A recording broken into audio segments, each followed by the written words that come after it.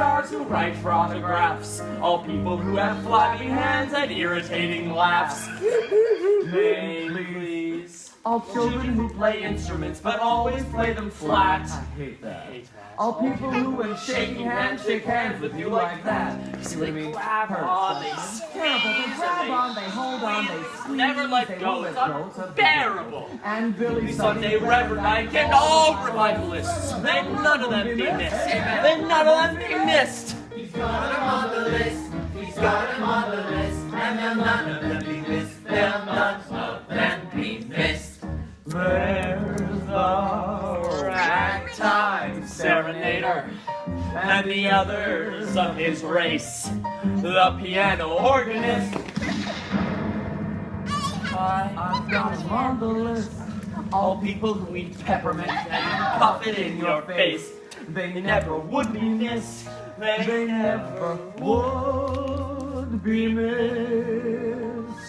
The woman on the party line who's always on the phone.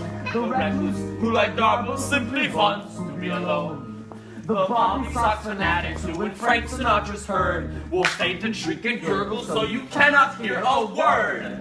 And that singular absurdity, the sweet time pianist. I don't think he'll be missed. I'm sorry he won't be missed. He's got him on the list. He's got him on the list. And none of them be missed. And none of them be missed. There's no liberal excess of Franklin Delano and wife, that habit New Dealist. I've got her on the list. All funny fellows, comic men, and clowns in private life. They never would be missed. They never would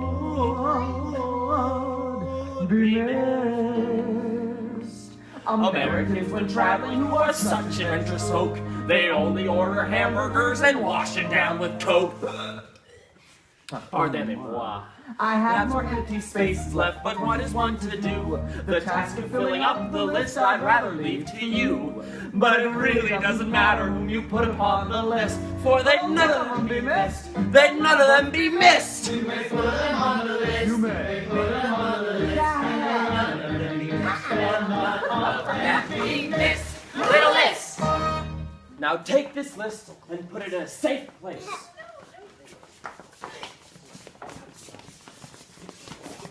Hoorah!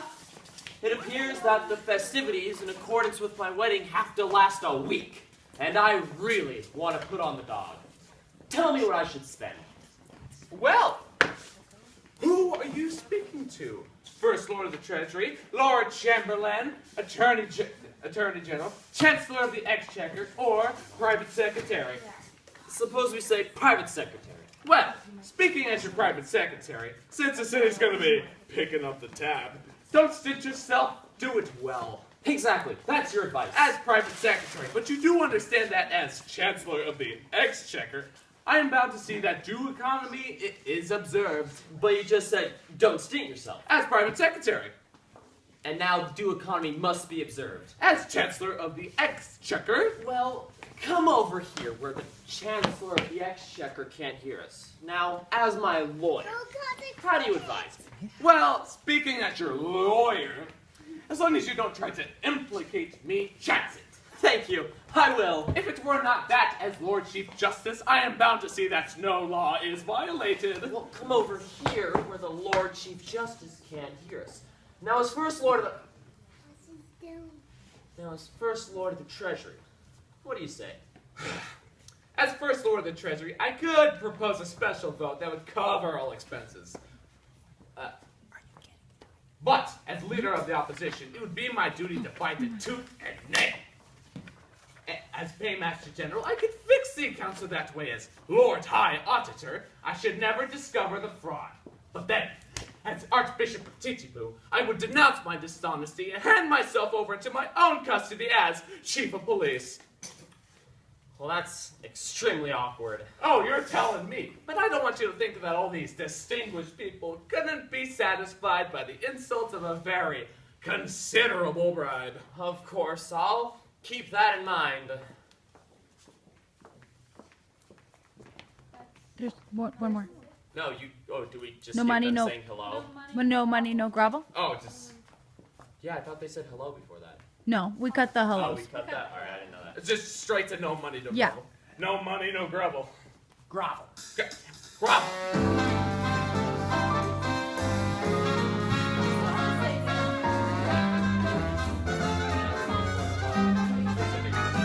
Not that part. One little man, Two little maids.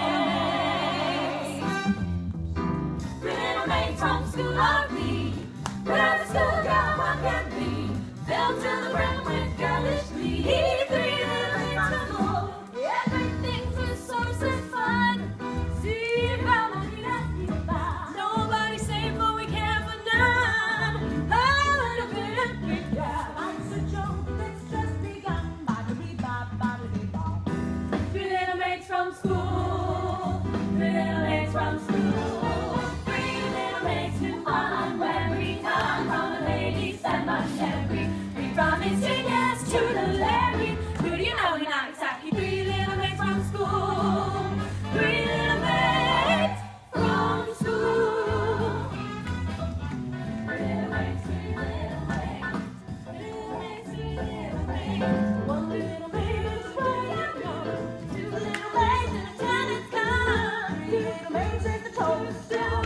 Three little maids from school where I'm from. Do, do, do, do. Two little maids remain and they do, do, do, do. Three little maids from school. Three little maids from school. Three little maids from school are we. But as a schoolgirl, what can be? Built to the brim, girlish glee. Pretty, pretty, little maids who all and where we come from, ladies and non-dairy. We promise genius to the Larry. Three little maids, one little maids, three little maids from school. Three little swinging maids from school. Yeah.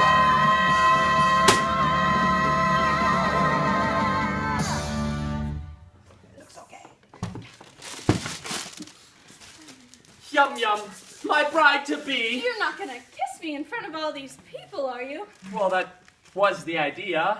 It does seem a little odd, doesn't it? Oh, honey, it is odd. I wouldn't do it. Oh, I expect it's all right. After all, you've got to start somewhere. Well, I know nothing of these things, but I've no objection if it's usual. Oh, it is quite usual. I think. Lord Chamberlain? I have seen it done. Oh, thank goodness that's over. You! Will you introduce me? Oh, this is the tradition! Will you play the One at a time. Girls, please. Yum yum. This is the gentleman who used to play so beautifully on the second trumpet. Sir, I have the great misfortune to love your ward, Yum Yum. Oh, I know you're angry. Angry? Not a bit, my boy. You see, I love the girl myself. Pretty eyes, beautiful hair. It's great to know my opinion's backed by such a good judge of brides to be. Thank you. Goodbye now. Girls, poobah! I eat that one. My hand. I eat this one later. Yeah, tomorrow. Yum Yum, at last we're alone. I came because I heard a guardian was to be beheaded, but now I hear you're going to marry him this afternoon. Yes. But you do not love him? No. Yahoo! That's swell! That's swell, but why don't you turn him down? Well, what good would that do? He's my guardian. He's not about to let me marry you. But, should I, but I would wait until you're of age. Besides, a wandering minstrel who plays brass instruments outside of tea houses? Hardly a suitable husband for the ward of the Lord High Executioner. But, shall I tell her? You better, or we're gonna be here all night. Yeah! What if it should prove that, after all, I am no musician? There. I knew it the moment I heard you play. What if it should prove that, after all, I am no other than the son of His Majesty, the Mikado? The son of the Mikado. But why is your Highness disguised? I had... And what has your Highness done? I went. And does your Highness promise to never do it again? Years ago, I made a mistake. The mistake of captivating Kadisha, an older woman in my dad's court. She misconstrued plain courtesy into an expression of affection and claimed me into marriage and my father's flirting. My father, the J. Edgar Hoover of Japan, ordered me to marry her within a week or die. That night I ran away and disguised myself as a second trumpet. Joined the big band in which you found me. I think your highness better not come too close. The laws against flirting are very severe. But we're alone and no one can see us. Still, that doesn't make it right. We must obey the law. Oh, damn the law. If it weren't for the law, how happy we would be. Damn the law. Oh, damn the law. If it weren't for the law, how happy we would be. Happy. Yes. If it weren't for, we should be standing side by side like this.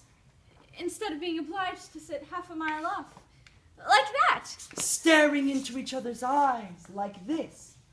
Breathing sighs of unutterable love. Like that. With our arms around each other like this. If it wasn't for the law. If it wasn't for the law. As it is, we could do nothing of the kind. Not for all the tea in Japan. Being engaged to Coco, you know. Being engaged to Coco. Were you not too cocoa-plighted, I would say in tender tone, loved one, let us be united, let us be each other's own. I'd forget all rank and station, worldly sneers are not to us, and to mark my admiration, I would kiss you fondly. I would kiss you fondly. But as I'm engaged to Coco, to embrace you is a no-go. Someone say it's us, it's no joke. Yet I touch you, I go loco. Loco. So in spite of all temptation, such a dream I won't discuss, and unknown consideration, would I kiss you fondly thus? Would I kiss you fondly?